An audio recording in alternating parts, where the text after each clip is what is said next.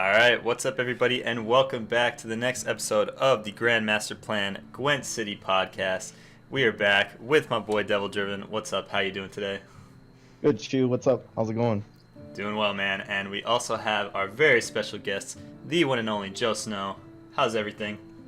Everything is great. Thank you both for having me on the cast. Super excited to be here, talk some Gwent with you guys. How's everyone doing today? Good, man. Good. And thank you so much for taking time out of your busy schedule to join us. I know you and me are going to be down in Philly next weekend for a very special, planning for some NA event. That's going to be pretty cool. That is going to be super sweet. Definitely looking forward to it. Getting ready. We're going to do a nice live stream from the event, little co-op venture, and start hyping what's key to be the first North American LAN tournament. So stay tuned for more details, everyone. It's going to be sweet. There's a lot of your favorite names coming behind the project, and it's going to be great. So just stay tuned for more details. That's right. A lot of big streamers, a lot of cool guys. You guys will get to come out and meet and greet, so be on the lookout for that. But anyway, JoeSn0w, man, why don't you introduce yourself a little bit for people who may not know you? Why don't you talk a little bit about how you got into Gwent and what you like about the game? Sure. So my name's JoeSn0w. I am currently a full-time streamer and content creator, and I'm pretty much exclusively playing Gwent. I got into the game. I love The Witcher 3, picked it up, and one day about 9 months ago, was really bored, floating around my Xbox, just looking for something cool to play, and I saw the little Geralt Igni logo. I was like, ooh, let's check this out. And turns out I got completely hooked, and yeah, here I am. The game's been incredible. I really like it because it's different than most other card games. I've sort of been a card game junkie my whole life, from poker to Magic to Hearthstone to everything in between. But yeah, I mean, Gwent just it really hooked me. I love the unique resource system and how it doesn't feel like any other game. It definitely has its own vibe to it. Plus, the Witcher lore is definitely one of the things that attracted me to it as well. That's cool. That's cool. I like a fellow card game junkie. I myself kind of dabbling a little bit in like the Hearthstone, the poker scene, and it is very different playing Gwent. Just the dynamic of that. Devil Driven, you play a lot of different card games, right? What have you dabbled in before? Same thing. I mean, Hearthstone, Duelist. To me, though, Gwent's just top tier. To me, it's just the best card game out there, I think. Currently, it's got some bugs and issues, but we'll get it back to where it needs to be. It's like our little misguided child at the moment. Yeah. We know it's got potential. It's just it's going through a rough patch. They went on their vacation, and the nuts are running the insane asylum right now. Or the spies are running the insane asylum right now. So That's a good way to put it. that's where we're at. All right, well, let's waste no more time. We've just had about 2 weeks ago one of the biggest patches that the game has ever seen, the Midwinter patch, introducing over 100 new cards, reworking a bunch of old ones, also introducing new mechanics to the game, a row limit, create different mechanics like duel. So we're going to go ahead and take a dive into that roughly 1.5 to 2 weeks after. So what have you guys been playing a lot of recently? Let's go ahead and set the scene with that. What have you guys been trying out? What have you guys been liking? Go ahead, Joe. All right, I'll start it off. Originally, when the patch first dropped, I was messing around with pretty much exclusively Siri Nova decks. I thought that card was super cool in the fact that it gave a finisher to some factions that were notably lacking the ability to have like a really short, powerful round 3. So that was one of my favorite cards right off the bat. And then, about a week ago, I sort of started playing this dwarf deck, and I haven't really gone back too much. It seems really, really powerful right now. I think it's a step above everything else that's going on. And yeah, I've just been sort of grinding the dwarf deck into the ground. How about you?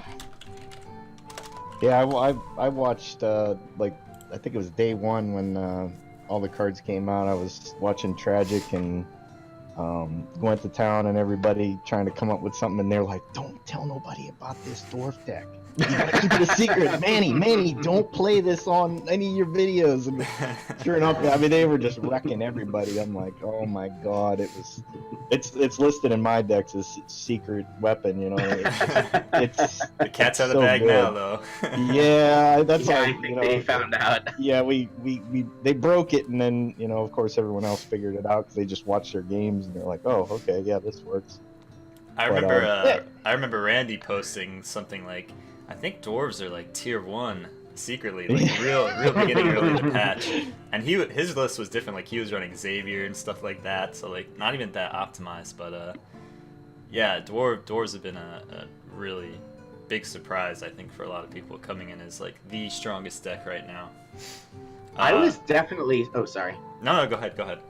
I was definitely surprised by the raw power of it and just the variations in it. Like you just brought up Xavier as well. That's currently not the version that I'm running, but I've seen, a lot of players that I definitely respect their opinions, their input on the deck, and it seems a lot of the players are actually split between what they think the best version is. It seems like the Bronze Suite is just so incredibly powerful that you can sort of add your own flavor and spice to it, and customize the deck to your play style a little bit with some of the gold slots. Yeah. I think another big surprise for me has been the Shoop decks coming out of nowhere. I mean, when I saw that card, it's just send Shoop on an adventure. I really didn't even know what the hell it did. But those things are sweeping the ladder right now. I mean, you got Kimchi up at like 4,600 MMR with it, and like tons of people playing it to GM. Like, what do you guys think about Shoop coming in the meta, storming in? He's fun, man. I hope they make more cards like that. I wouldn't be against it. It's fun to have this card that's this big Swiss Army of, what's gonna happen.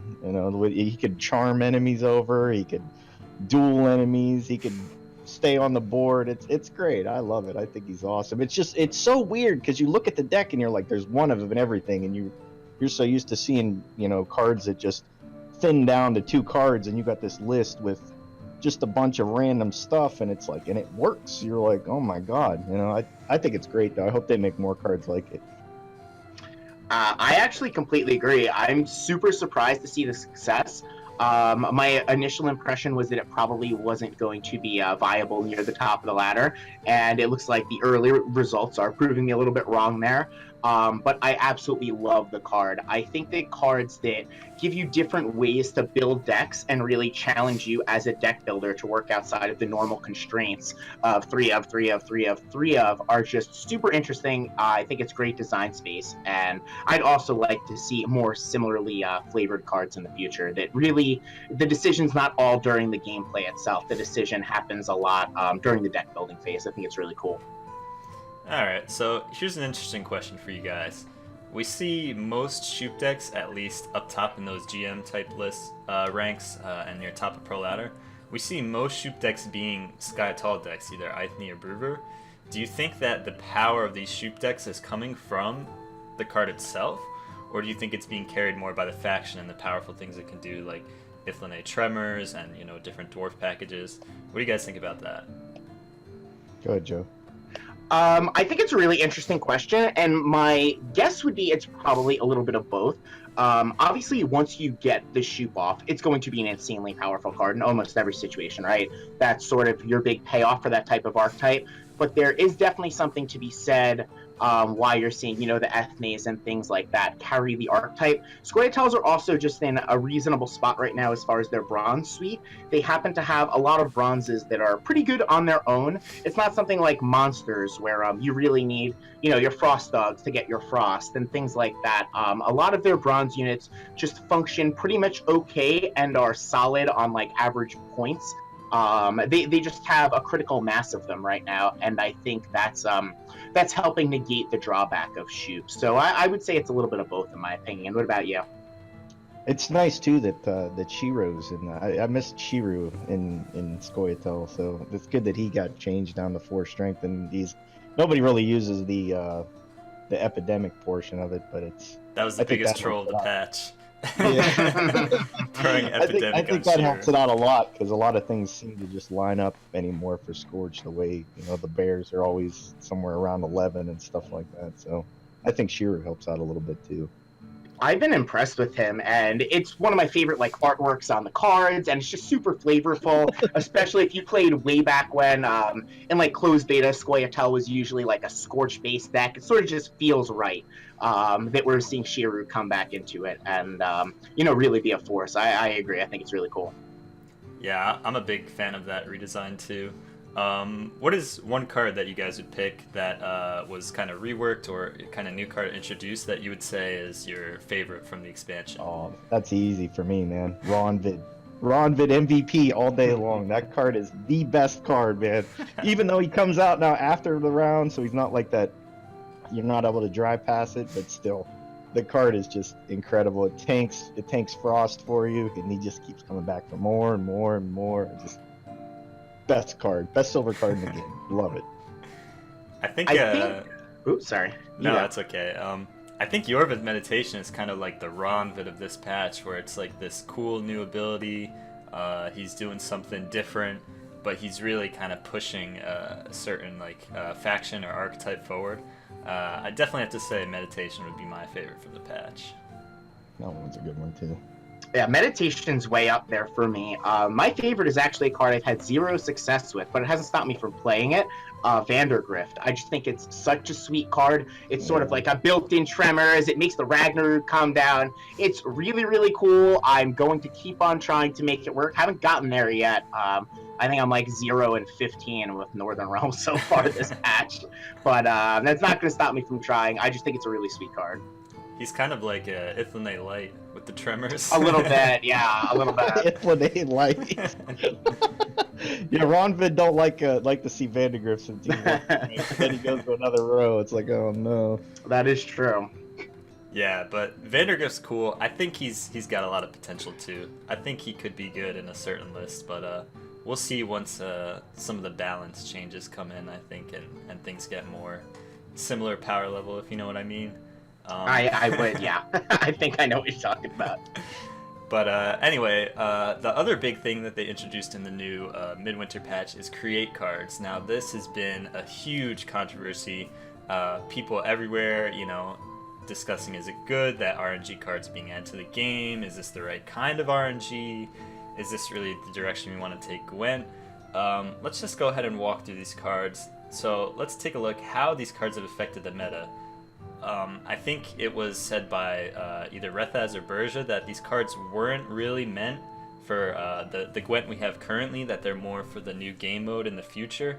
But we are seeing these cards being played in ranked and all over the ladder. What do you guys think about these cards? Is it a good effect that they're having on the meta? Is it kind of bad effect? What are your opinions on it? Go ahead, Joe.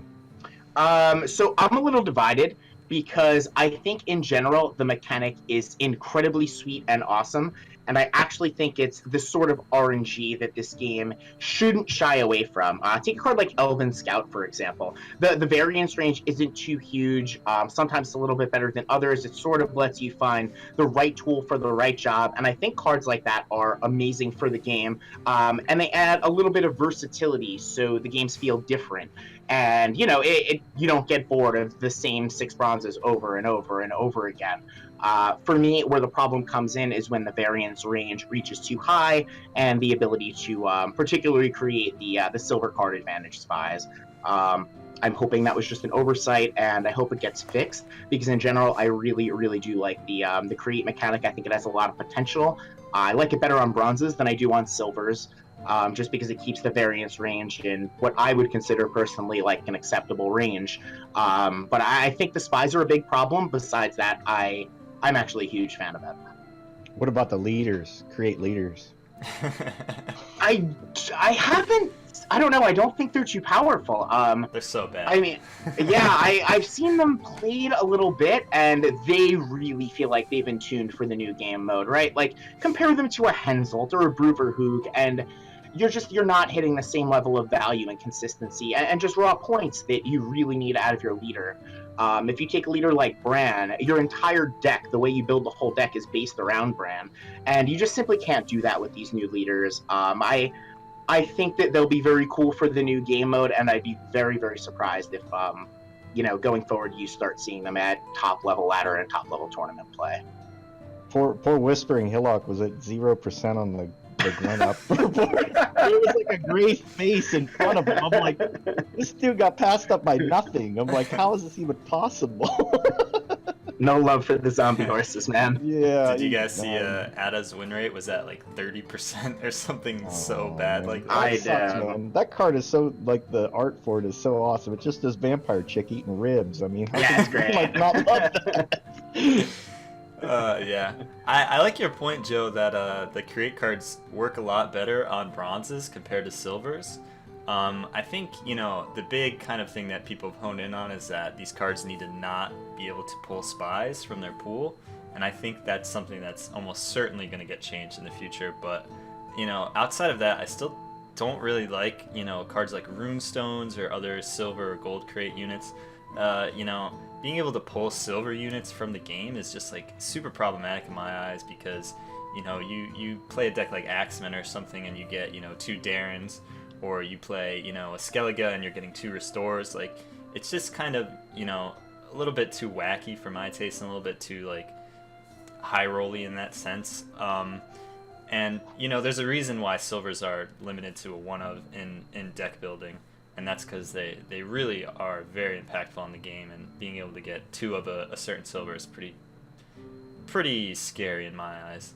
But I don't really hate create overall. Like, I love create on Winch, aside from Henselt being able to use that, but Sure. that's more my issue with Henselt himself than the Winch card itself. And Cheers to that. Just don't play it in when you're going up against Swears, because Swears will eat that up a lot. Yeah. It's like, oh, thanks, 3 cards in your graveyard. Yeah. You're welcome. But even like the Elven Scout is really cool. The Slave Driver, I think, is a sick create card. Being able to kind of pull these answers to a certain deck. Like, I was playing some sort of like Slave Swarm, and some guy Elven Scouted a Hawker Smuggler, and it's like, that's cool. It's like he knows the matchup. Like, he picks something good, and it doesn't punish you for not having that card in your deck. So I kind of like that aspect of it, but it definitely does need a little bit of work just in general. What do you guys think about the runestones? Go ahead. I'll go after you. See, they have the problem of pulling silver spies, which honestly it just seems like a giant oversight. But my larger issue with them is I don't even think they're fundamentally tournament caliber cards, right? Like, in my opinion, a lot of the power from silvers comes from the ability to set up a given board state where you can min-max your value out of it. The runestone never allows you to do that. And when you take that into account, looking at your average roll, it's going to be pretty terrible on your average roll. I don't think you're going to get silver value, quote unquote. The problem is that the high rolls are so insanely high that people are just playing them for the free win potential.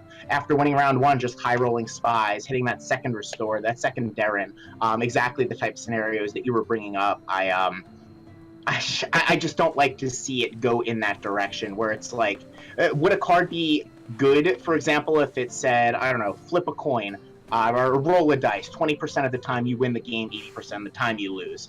The card would be terrible, but it should never be printed. It would just be awful for game experience, and that's where I am on the runestones. What about you, Devil? Yeah, that, and it makes it even worse because it can get summoning circled, and then it just starts this vicious cycle. Then another thing too, they just line them up for Igni. Everything's just so big, and they're like, oh yeah, I just played 3 cards, got 3 card advantage, and I Igni you for 36. I'm like, thanks, I appreciate it. No, Well done. Yeah. I don't even know if you take the spies out that the runestones will be that bad.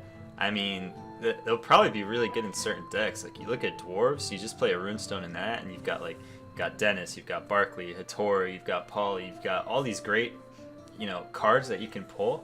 And even if you get like a Teruvial, Milena, and something else, like the Teruvial is not so bad. It's not like game losing right there. So I think even if you take the spies out, that the runestones will still be quite commonly played, in certain decks. But again, that remains to be seen. One suggestion I do like is where all these create cards would take a card that's not already in your deck. So that way you can't abuse, dwarves pulling multiple polys or things like that. What do you guys think about that? I hadn't heard that before. I like it, though. I'd have to really sit and give it more thought. My initial impression is that's not a bad plan, though. That's going to sort of prevent the spy abuse to some extent. And yeah, I mean, it solves a lot of the problem you were talking about of high rolling the two restore. Two restores just feels so bad. It's like burned in my brain. It's happened to me so many times. On first impression, I actually like that idea. I didn't hear the question. What'd you say? So I've heard it brought up where a possible fix or change to create cards would be kind of like Elven Scout, where it can only pull cards that aren't already in your deck. So a possible idea would be implementing that to all create cards. What do you think about that? Yeah, it would help out too, because it would always just synergize with whatever you got. You know what I mean? Instead of just, like you said, pulling Alarin. You're like, what does this do for me? But we'll just have to wait and see. It's just I think they just need to take away the spy thing, and summoning circle shouldn't be able to replay them. Those two things just need to go away. I don't know why they keep it, but it's got to stop. It's just every Twitter post or Reddit post you look at, it's just, look what I did, and it's just 15 Ulderics on the board, and you're like, okay, like just it's not fun to me. It's really monotonous. You're just playing the same card over and over. I want to play different cards. Going back to a point that Devil made a little bit earlier, actually, what do you guys think in general about adding, because you brought up how you just line up the 4 spies and then you igni them. What do you think about all of the faction spies becoming the same strength? Do you think that's playing into the problem at all, or the problem is just the spies? I'm curious how you guys feel about that. Yeah, I think it just, like you said, it lines them all up that way. So if you can summoning circle it or do whatever, or play another one, it enables an extra big play for you on top of the card advantage. I think it needs to, I don't know, 1 or 2 points, between the spies, I don't think it really matters to me, but apparently CDPR felt that they all needed to be, at the 13 threshold. I don't know. I like that all the spies got stronger. We had 11-point spies, 12-point spies, and with bronze is getting stronger and stronger now. Average bronze is like 10, 12 points. So if you left spies at 11, then it's a lot easier to overcome that, and the game becomes a little more based on spies. They become a little better, which means they become a little bit more unanimous. So I like that they raised their power. I'm not a huge fan of them all being 13. It was kind of cool where the spies were different powers and they each do something a little different. Cantarella, you can send a card to the bottom of your deck. Udaric, you can discard. So I like having a little bit of variety in the game in that regard, and it kind of increases the skill level too, because if I'm in round 2 and I'm Nilfgaard against Skellige, I know I can put my Cantarella down and he plays Udaric, and mine would be 1 point lower. So I can pass, or it creates a bigger skill gap that you have to kind of know the points of the spies and how to play around them accordingly. I guess if that makes sense. Frightener's still the worst spy, though. What's that? Poor Frightener's still the worst spy. Oh yeah. His draw ability is really bad. Back in the glory days, I'll call them, of Dagon Weather, he was arguably the best one, though, because he was the easiest to chip away at. Yeah. But yeah, I think I'm in your camp as well. I definitely liked a little bit of the variety, and although I still think you would have an issue being able to wipe them off the board with 1 Igni, as Devil brought up before, it's just like you just get a 4 for 1, man. I mean, spy, Igni, good game, dude. Yeah, for sure. You're so far behind by then, it's just, there's no way to catch up. Yep, but I think that's one thing that they will definitely change, and if they don't, then I would be very, very surprised as being able to pull spy abuse like that. But anyway, moving on to our next topic, I wanted to take a look at the competitive scene currently now, JoeSn0w, you're pretty high in the pro ladder, right? What are you, top 30 right now? Something like that? I think I'm like 33, 34. I'm hanging around there somewhere. So there's room for improvement, but we're getting there. Very respectable, man. JoeSn0w, one of the great players in the scene right now. Thank you. I want to take a look at pro ladder right now. Now, pro ladder is supposed to be this kind of very high integrity competitive environment that rolls into these official tournaments, and we've kind of, all the people in the pro ladder have kind of got a bomb dropped on them with this patch, you know. And you know, even if the patch was perfect, there's some issues with that. But looking at what we have now, where there's a lot of bugs in the game, there's a lot of kind of imbalances. I wanted to take a look at that and you know, see how that will affect kind of the end of the season. So, what do you guys think is going to happen at the end of the season with all these bugs and things? Do you think CDPR will just kind of ignore the bugs even exist? Do you think CDPR will change the cutoff? Do you think they'll kind of do a mulligan on the season? I mean, how do you think they handle this whole situation with the pro ladder, kind of the integrity of it being in question now with the patch? Go ahead, Joe. Okay, my gut instinct is that they're not going to do a mulligan on the ladder or anything, and you know, I don't have any inside information. This is just me spitballing here. My guess is that they will take what happened here into account, take it seriously, and not make the same mistake again. I think particularly with the bugs, it's that's like a very real issue, and I do hope that people who are intentionally using bugs to gain advantages in game, I think that's just straight up cheating.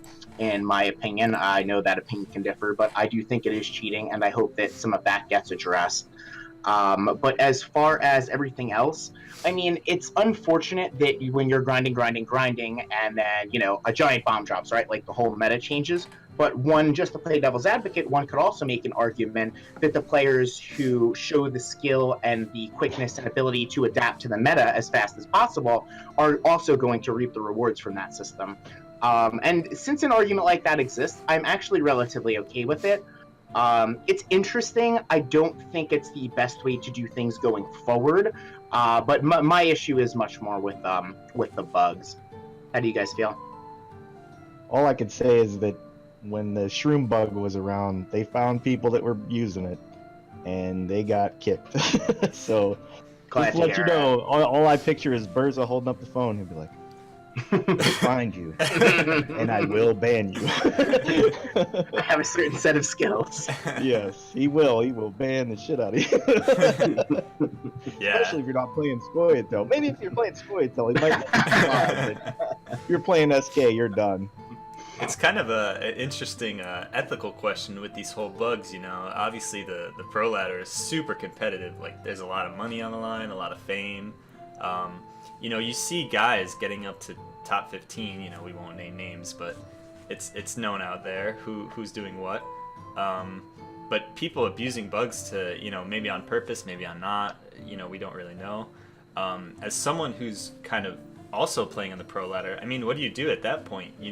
You know there's people out there that are abusing bugs. Like, it becomes a really difficult ethical decision for you. Well, do I have to abuse these bugs now to stay competitive, or, you know, is it something where I don't want to risk getting banned? And also on CDPR side too, it's like, well, if everyone's using these bugs, right, do we have to ban everyone who's using them?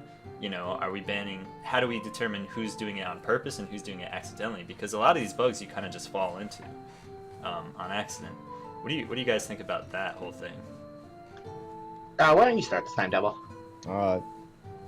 All I can say is, man, that screenshots say a lot, man. All you have to do is put it up there one time or record it, and it's there. People will see it, and they will rat you out, no problem. Because the game, you don't really need to cheat. I mean, it's like, you have X amount of cards, I have X amount of cards. It's like, you don't have to go and, you know, try and cheat to play this game. You know what I mean? It should just, you play your cards, I play my cards. That's how it should be. But unfortunately, some people need to win that badly. But once they find them, like I said, they'll find you, and they'll kick you. Besides the obvious lack of health risks associated with this, it sounds very similar to like steroids in professional sports, things like that. Like, do I have to do this to compete? And you know, each individual is going to have to make their own decision. And like you brought up, Shu, it is an ethical question. To me, I 100% consider it cheating, and I really do hope that it is, that it's continued to be addressed and maybe punished, I guess is a proper word. But I'm not going to sit here and say that I can't understand the mind state of someone who would use that to their advantage, because there is some very real financial incentive and stuff. So yeah, I think it's bad for the game. I think it gives the game a little bit of a black eye, a little bit of a bad look, and I hope it's something that's taken care of quickly. Yeah, for sure. It's just another thing too that streamers have to deal with on top of people sniping them. It's like not only are they watching your screen, they also have a way to play something that is abusing something that shouldn't be there. So it's like a double-edged sword for the people that actually entertain the community by streaming the game. Specifically stream snipers, that's in my opinion another form of cheating. And as you were saying, I think it just makes the content that's created for the game much worse in general. We've seen several big names stop streaming altogether or dramatically reduce their stream. I know I've personally been using a delay when I stream Pro Ladder, and it does make for overall slightly worse content for the community. And I just hope the people that do that are realizing that if they really do care about the game and love the game the way so many of us do, that they are they are actively hurting it for their own small short-term personal gain. So that's where I stand on that. It's important to think about too, because even though with this patch there's maybe a higher number of bugs with the new engine being introduced than there would usually be in other patches, like there's always going to be bugs out there, right? No update is perfect, so it's something that they'll definitely have to stay on top of going forward. Finding these people, kind of making a very fair judgment on whether they're doing it on purpose or not, and subsequent consequences for that. But there's kind of another interesting topic that rolls into this, is how exactly should they be implementing these patches and updates going forward? I mean, I've heard kind of ideas that maybe we should roll the patch out, if it's going to be mid-season, roll it out for ranked ladder and casual only, and then once the end of the pro ladder season comes, then implement the update there, where the balance issues are all solved and everything is kind of figured out and squared away. Or they could even just wait for the patches until in between pro ladder seasons. I mean, there's a lot of different options they have. What do you guys think would be the best way to go about doing that? Now, are you talking about patches or are you talking about hot fixes? Because don't they're different things, correct? Yeah, usually I guess I'm just talking about updates in general, so patches. You're talking about like the midwinter update, when they should release it. Like they should wait till the season ends and not. I think this season, or this update with the midwinter and the 100 cards, I just think that had to come into play with this being a free-to-play game. It's Christmas time. People got money to spend. It's like, I don't fault them at all for throwing it out there, even if it was kind of, not totally ready. It's like, the way they've been so generous, letting you mill cards that they, change for full value and stuff like that, you got to give them a little bit of slack, man. Other companies are like, oh, we're nerfing this, and this. Tough shit.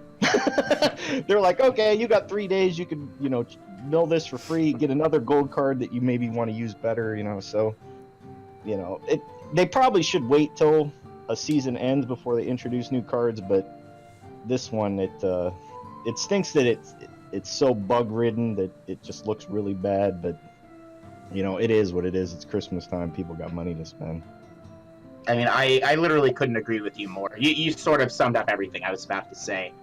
The way I like to think about it is, in order for CDPR, which is my favorite company in gaming right now, and I'm not just saying that because I'm involved with Gwent on such a level, I really do truly believe they're an awesome company. And in order for them to keep giving us this amazing content, they need to make money. And they are a business. That's how these things work. If we want the awesome content, they need to make money. So I would be absolutely surprised if this decision, in part at least, wasn't financially motivated by the holiday season and all that. I think in an optimal world, new cards would come out maybe 3-4 days before the new season, something like that. Like maybe in the lag period, it's probably a better word for that, between when the Pro Ladder season ends and then the ranked season. I think for for this time, it's the 3rd for Pro Ladder, and then it's either the 7th or the 8th for Rank Ladder. That would be an awesome time to release cards, let everyone mess around with them for a little bit, and then boom, you have the whole season. But I do think it being the holiday season certainly played into this, and we'll see how they handle things going forward. But that's not something I'm going to hold against them. You know, they got to make money. Yeah, I think I'm kind of in the same boat where I really don't mind when exactly they release the patches, you know, mid-season, end-season. It doesn't really matter to me. And same thing with them getting this patch out before Christmas. I don't really take too much offense to that. Like, obviously they want to capitalize on that. I think where the big problem is for me is that, you know, we're almost 2 weeks past the patch right now, and there are a lot of problems and still no hotfix in sight. You know, if they're gonna throw out this huge patch where they rework the engine, you know, throw in all these new mechanics, 100 new cards, like, you gotta have people on staff, you know, being able to fix these issues and all that. And also, too, you know, they knew they were changing this engine ahead of time, and we've only gotten 1 day on the public PTR. I mean, it's kind of just like, what's even the point of that at that point? You throw out public PTR and then the patch is the next day and you're not even changing anything. So, you know, from my point of view, that's kind of where they went wrong, is especially this patch where the engine is completely reworked, right? We know that. And they knew it's it was like a coming crack too. dealer, man. They gave you just a little taste of all them cards, man. They're like, oh, you got to get Shoop and Siri Nova now. And then, boom, next day, bust out your wallet. You got you. Yeah. I mean, you see that in these conspiracy theorists over here, you know, talking about how CDPR getting greedy or they want money or whatever. You know, they don't seem too ridiculous now. Like, I don't think they really did it just for the money, but I definitely think they misstepped where, you know, they have this huge update and they didn't really go through the proper steps to make sure that the rollout was smooth and everything worked as it should. Yeah, Maybe now though, that since everybody has that kind of that PTR in their, you know, GOG account now, maybe they will let everybody play test it, you know, to find out, because apparently, like, the PTR as it isn't, you know, catching all these bugs ahead of time. So maybe they just need a bigger test audience. So who knows? Maybe more people will get invited to the PTR now. Great minds, dude. That's exactly where I was gonna go. Actually, I was gonna say I'm trying to look at this optimistically, and say that maybe that 1 day of PTR was them sort of testing the boundaries of their PTR servers, how many more people they could get onto it, that type of thing. Because maybe in the future they are planning to have longer PTR sessions and things like that, and maybe that was sort of just a test run trial period. You know, I'm not a programmer. I'm the furthest thing from. I basically believe there's a wizard inside my computer that makes it work. So, I mean, I don't know what they need to do on their end, but I'm trying to look at it optimistically. I am not that wizard in your computer. No, you're on the screen though, man. That's pretty close. I wish the wizard inside my computer, man, just fix those bugs. That's all I want. But, I mean, we'll see. We know they're on vacation, so we got to give those guys a rest. They've been working real hard all year.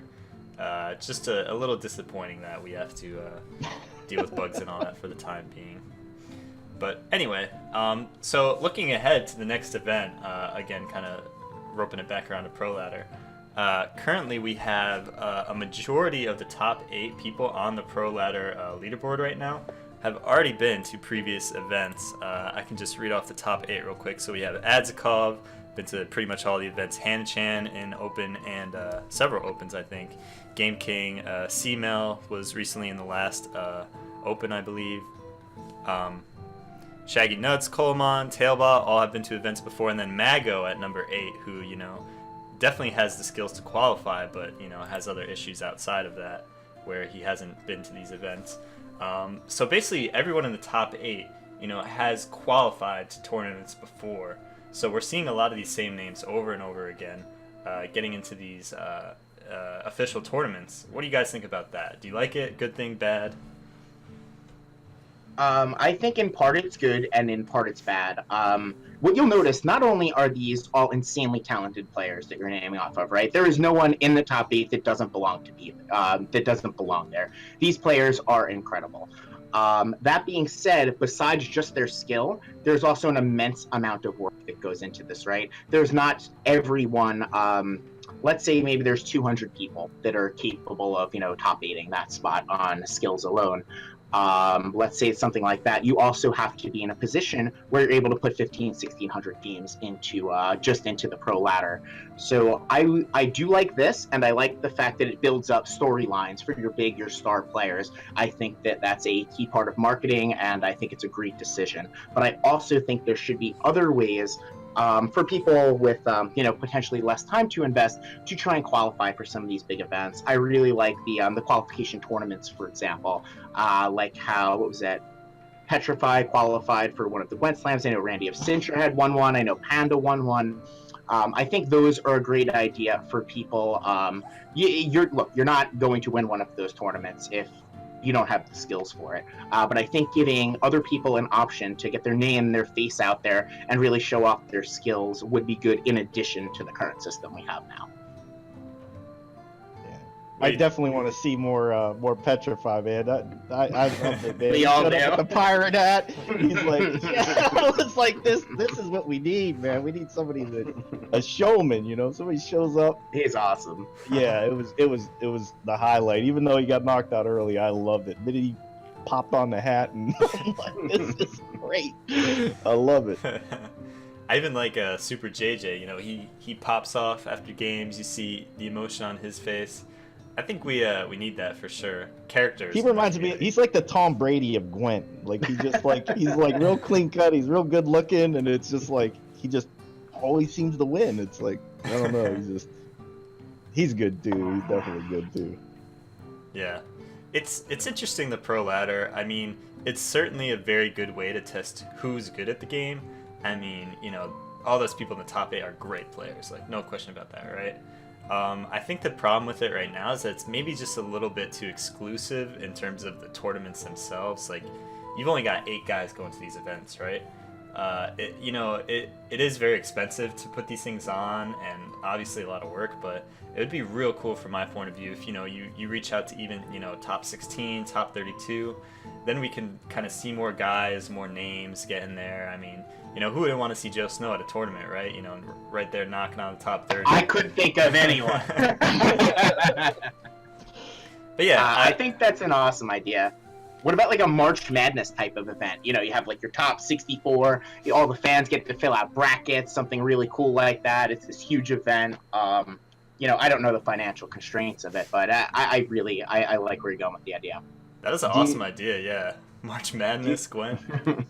Do you ever think they'll have in-game tournaments, like a satellite tournament system for Gwent, where you have like, I even if it wasn't going towards like pro points and stuff, you just like you said, get into a bracket, you pay, the gold that you need to enter it.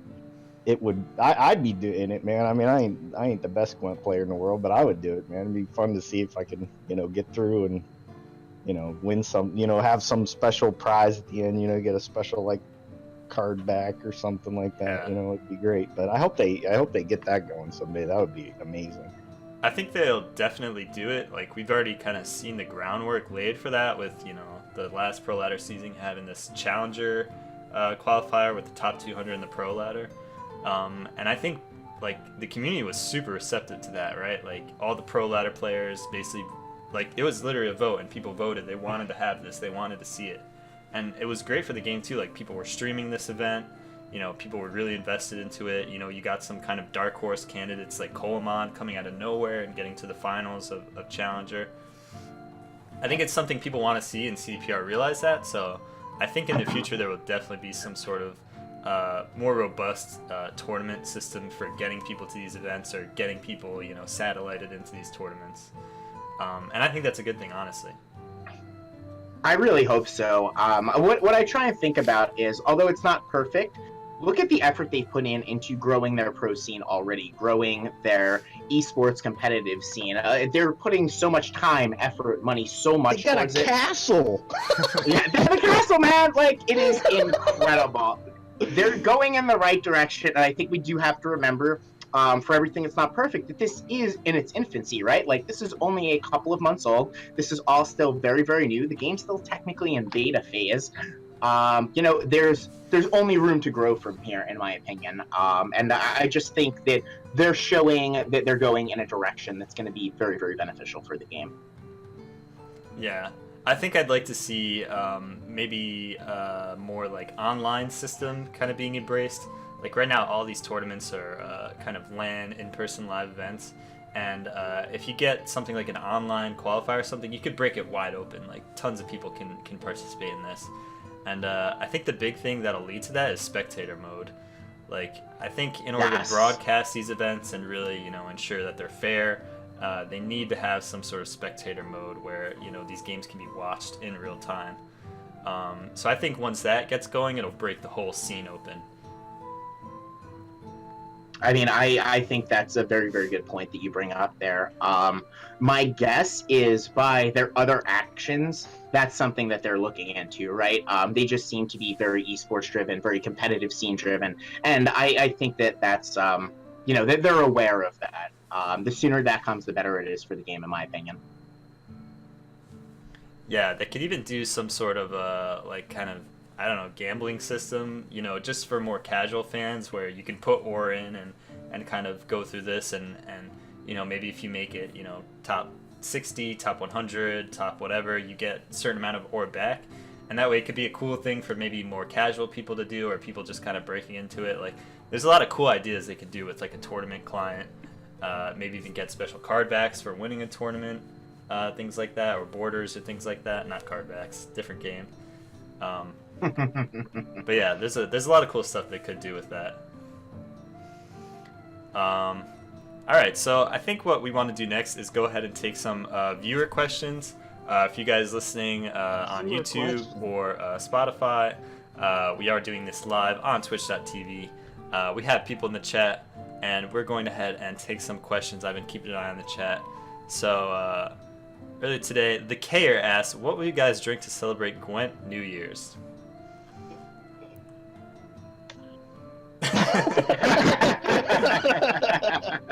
I don't drink, man. I don't drink. I drink more. I like caffeine. I don't want anything that slows me down. I want something that speeds me up. That's why I don't like people roping. I want you to go as quick as possible because I got like 3 monsters. I just finished my Monster Energy drink as well, but I think I'm gonna be working my way towards some nice tasty bourbon for later. Maybe a little bit of Angel's Envy to celebrate the Gwent New Year. I think that's where I'm going. Wow, you're classy, huh? I don't know if it's classy, man. I just like bourbon. A lot better than me. I mean, I'm just a beer guy, so throw a few back and just chill out. There you go. How about, here's a question that I came up with. What is on your guys' wish list for Gwent in the new year? What would you like to see added to the game? You can do maybe top 3 or top 1, whatever you guys want. Get rid of Silver Spies being created, 100% first thing. Just stop that. It's nonsense. Get rid of that. Add a tournament mode and spectator mode. I think just the things we just touched on, those are definitely my top 3. Mine's easy. Throne breaker. Throne breaker. That's what I want from Gwent this year. Yeah, I want something I can play when I mean, draft mode would be great, but I want something when I get tired of getting spied out or I'm just losing for that day. I want something I can go to and beat the living tar out of with my army of Medivh or whatever her name is going on. So that's what I want. I want Throne Breaker soon. I kind of forgot that was even a thing because I haven't thought about it in so long. There's so much going on, right? Yeah. I think top of my big list, and it's been this way for a while now, is the spectator mode. I think that'll have a lot of good implementations for like kind of the competitive scene and even casting and things like that, kind of bringing that to the next level. So really looking forward to that. The other thing I want is really just more cards. I mean, like the new cards infused into the game, 100 at a time, like that's really cool. We see like the meta completely change. So I think the more cards we have, the more possibilities we'll have with these different decks and all that. And we got some questions. All right, let's take a look at the questions.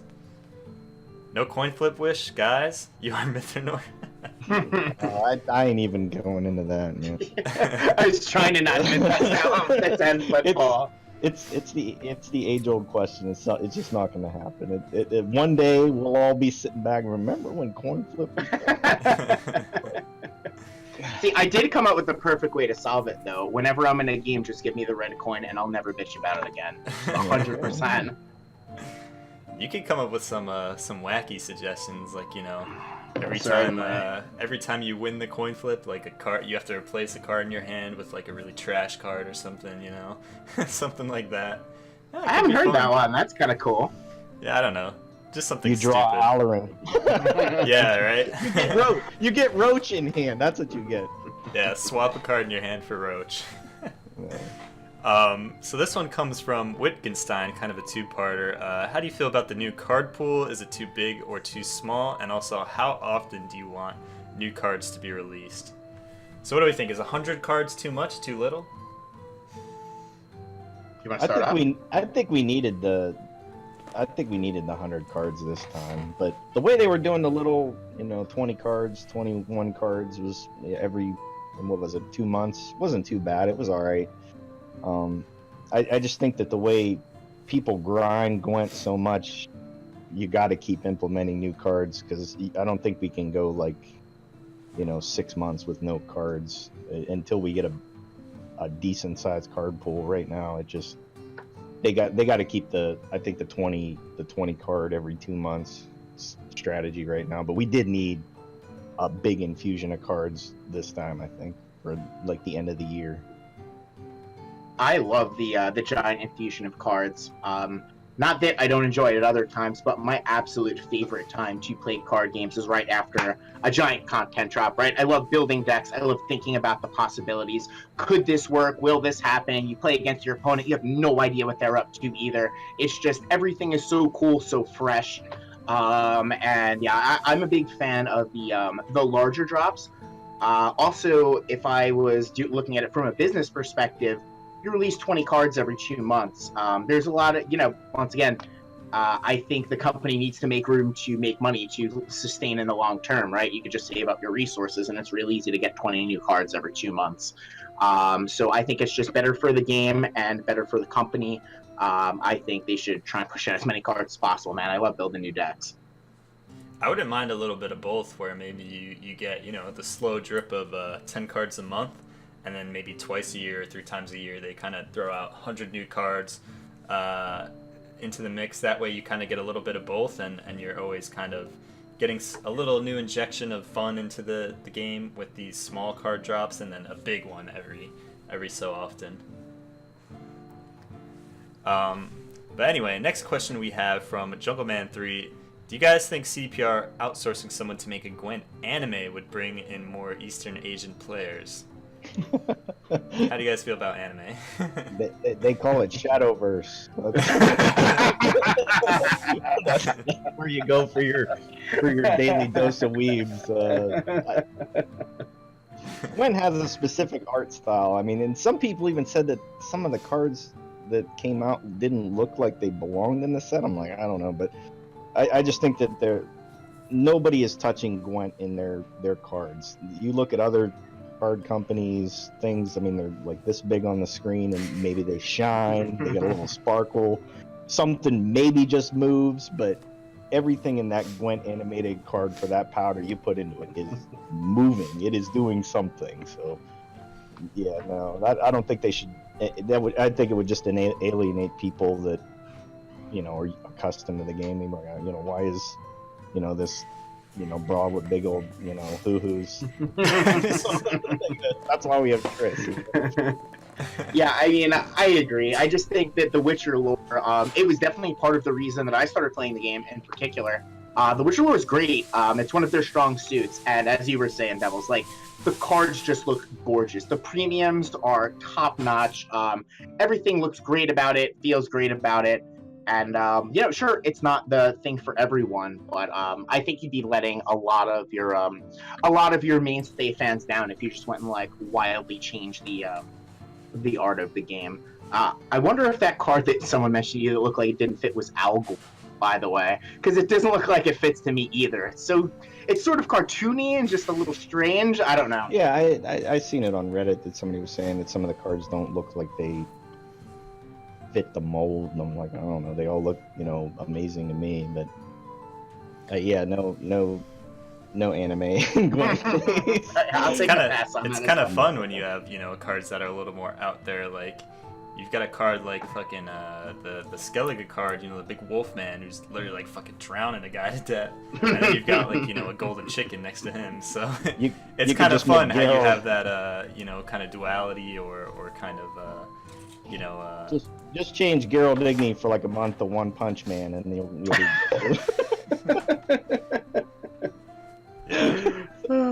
you'll make them happy. But no. Yeah, I think on a more serious note, like CDPR are doing a pretty good job at pulling in players from like Asian countries. You guys probably heard they had like some big marketing tour where they sent life coach and JJ over, and they were holding different events and conventions and things like that. So I think they're doing a good job about that, and something I would like to see continue going, because the more players we get, obviously the better the game's going to be. Yeah, I mean, I'm taking a look at it right now. The Asian ladder is not messing around, guys. There's several people over 4,600 points just coming from that particular leaderboard. You know, we've got a lot of players, it looks like, and a lot of high caliber players here. So I definitely think they're doing their due diligence there. Yeah, those Asian players are serious. Next one comes from UR Mythanor. What faction would you main if you had to? I like to shuffle around personally, but right now, if I had to main one, it'd probably be Scoia'tael. Even though I found out the other day that Scoia'tael means squirrel, I didn't know that. Is that true? Faction. I was like, I've been listening to the audiobooks, and I'm like, Scoia'tael, and it means squirrel, and I'm like, I've been playing the squirrel faction. But yeah, probably Scoia'tael I'd pick. I like the movement archetype, and I mean, I know it's not that great or whatever, but I enjoy playing Scoia'tael.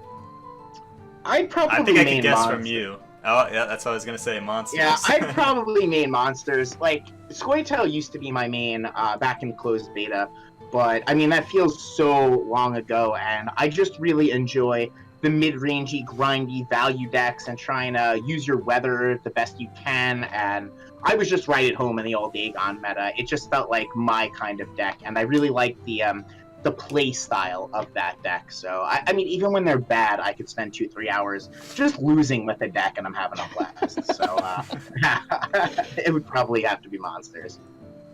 Yeah, I'm kind of on Devil's Boat, where I like to switch around a lot. Like, if you look at my profile, all the factions are within like 100 or so wins of each other. But I think I would actually go with Nilfgaard. You know, they have a lot of cool archetypes that are very different from each other. Like, you've got spies, and then all the way over here you've got a mill archetype, and I like that they can do a lot of different things, you know, even reveal in there. And it's very cool, you know. They have a lot of really awesome cards, like Rainfarn, you've got Leo Bonhart, you've got Vilgefortz. Really like the art in those cards, too. The Viper Witchers are fun, man. Oh, yeah. Played I bronze can't wait to cards a play crack them. for They look so 10. cool. It's like, holy cow. Alchemy is good, dude. It really is. And now they're starting to splash like mill into alchemy. I've seen that. Have you guys seen that list? I try and close my eyes every time I see someone playing Avlok against me. So. I actually made a video on it, so I can't say anything. I'm a big mill fanboy, so I love that we're still Oh, kicking not around. like that. I love that we're still kicking. I personally can't stand mill. I just I like to, you know, if I'm making content, I want to make something that's different. So I made a mill video, and I ended up milling a guy in one round. He had no cards left. You got him in one round? That's One brutal. It might be on the Dandelion show here pretty soon. So. That is some savage milling. That's my actual nightmare, guys. That's why I can't sleep at night. He had penciled at the end of the round one, and we just conceded. It was over. Oh, man. So last one here we'll take again from Wittgenstein. How do you feel about CDPR constantly rewriting card abilities, like Unseen Elder is technically now Arrakis Queen? It's interesting, right? I don't like it from the perspective. Now, this isn't me as a player, because I'm very involved with this game for a living, and I don't have a low budget. But I could really see the negative pushback on someone going, well, I crafted my Unseen Elder because this is what it did, and blah, blah, blah, blah, blah. You know, I used the meteorite powder to make it premium, now it's a different card. I definitely see some frustration behind that. I love that they're willing to change cards, take risks, do new things, completely rework cards that are problematic and or aren't working. I like all of that, but I think specifically for some of the lower budget players that don't have to have all the new cards on day one, you know, the guys that are spending the whole season grinding, building up a deck, then building up another deck, I could definitely see the frustration there. So I'm not 100% sure what the best way to handle something like that is, but I definitely see where there could be some frustration about that. Yeah, I just think it's sometimes we don't see the full picture. You know, they already probably have another 100 cards ready to go. Supposedly there's a vampire, you know, patch coming. So, you know, the changes that they make, there's a reason, because there's something coming down the road, and they're just getting it out of the way now. Like Quen got removed. I mean, like, it's like, you know, why did that happen? Soon TM, you know what I mean? You'll see, you know, it's why it's not in the game anymore. It just, yeah, they share a lot with us. I mean, you got to figure they do all these dev streams with us and stuff, and, you know, let us know what's going on. But there's other things that are going on that we don't know about. Unfortunately, some cards got to take a hit, you know, for that to happen. Oh yeah, they work very far in advance. Like, I remember Retha was talking about the engine update like 6-8 months ago, so they're definitely working very far in the future on these. I have a funny story. Back in closed beta, my favorite leader was Morvran. Back when he had the old Calvia ability, I just loved old spies. Like, even when they were pretty bad, I loved playing them. And then closed beta, they put that ability on Calvia, and it was just like they put this new reveal ability on Morvran. It was just like, man, what did they do to you? You used to be so great. Yeah, they shuffled around Nilfgaard a lot. I mean, you got to look at it. A lot of the cards have changed. I mean, if you had some of the stuff that we had in closed beta, they'd be, you know, I mean, Weather made everything one. Everybody would play Bloody Baron. Tuza, Ballista, Bloody Baron. Here you go. 48 strength Bloody Baron. Yeah, I remember the days of 150-point Aeromancies as the last play of a game against like a row of 13 strength neckers, you know? Closed beta had its moments. Yeah. Yeah, I don't mind them, you know, balancing so much, as it's kind of weird how they just shuffle these abilities around. Like, you know, you do what this guy does now, and Calvia's now a mirror. It's, I'm not a huge fan of that, but, you know, it's not a big deal, right? Do you Is remember there a flavor reasoning? Maybe if you guys have read the lore, because I haven't like delved deep into the lore. I pretty much only played Witcher 3, but maybe there's that sort of reasoning behind it. I think there is, at least for the Elder change. I don't know too much about the Nilfgaard reshuffling of the leaders. Me neither. I guess maybe Morvran, you know, he's like shielding his eyes from the light. I always say he's dabbing, but maybe it's something with reveal, you know? I don't know. Oh shit! Now I'm never gonna be able to look at Morvran again. All I'm gonna see is that. You know? He's dabbing on the haters, man. That's all. Oh, God. No more questions. Is that all for the questions there? I think that's about it that we have time to get through, at least. Why don't we go ahead and do plugs? Go ahead and where can everyone in the chat find you? We'll start with JoeSn0w, our guest. Stop by my stream at twitch.tv/JoeSn0w. The O in snow is 0. I try and keep a very interactive stream. I don't mind answering questions. I love talking to my viewers, checking out their decks, all that good stuff. You can find my YouTube directly from there. And one day, maybe I'll start using a Twitter, and then I can tell you guys about that too. But I'm pretty much caveman. Stop by my stream, hang out, shoot the shit, and you know, check it out. For me, I mostly just do YouTube content. I try to put out a video like Monday through Saturday, just like a quick video. And I play a lot of the cards that no one plays, like, you know, Bridge Troll, stuff like that. It's like you get to see a bunch of the cards that no one plays. So just look up Devil Driven on YouTube and look for the green double Ds, and you're good to go. Alright, you guys have to excuse me. My dog is going crazy right now. People in the hallway talking, but yeah, you can check me out on my Twitch channel, Shoe Plays. Sorry, she is just going wild. She's gonna get beat later. No, don't beat her. I just kid. But yeah, check out me. Pete is in chat. He said feed. He said feed. Yeah, he's gonna. Yeah, there we feed go. But I'll be streaming a lot more after the hot fix for sure. But again, just check out the Gwent City YouTube page. You can find the podcast there. We also have audio only. You can find the link for that on the YouTube vid. Want to give a special thanks to JoeSn0w. Thanks again for coming out. It was a pleasure talking with you. Thanks for having me, guys. It was great to be here. It was good talking with you, man. Always Awesome. a pleasure. Hopefully next week we'll have a little something for special for the next episode of the podcast. Hopefully a little live edition, kind of rolling into that NA LAN event. So be on the lookout for that, guys. I will be tweeting that out. If you want to keep tabs on the show, just follow me on Twitter, Shoot Plays.